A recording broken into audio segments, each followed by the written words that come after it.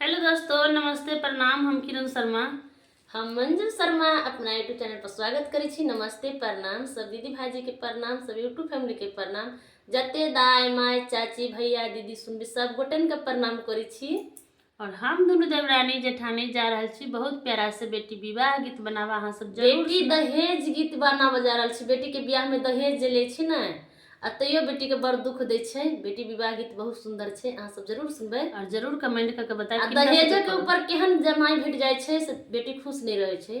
तो बेटी पापा से कह रहल छै कि अहाँ सब सुनियो आ जरूर अहाँ सब कमेंट करके बताएब गीत केहन लगे अहाँ सबके।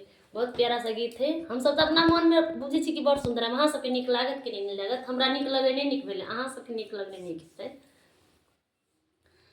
पापायो भराया जगुतया हाँ कैलिए धियाला मुरु खबर खोजलिए ना।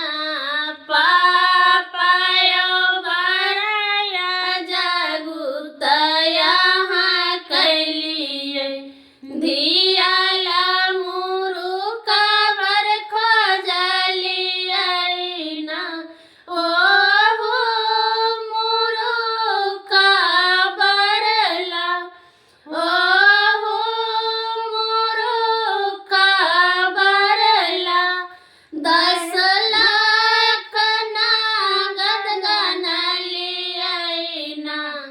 दस लाख नागद गाना लिया ना।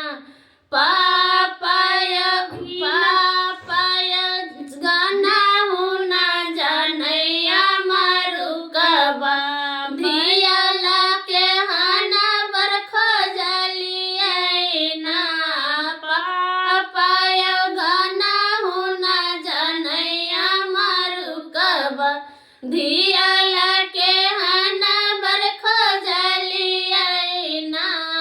पापाय भराया जगुतया हाँ कैलिए धियाला मुरु खबर खोजलिए ना। अच्छा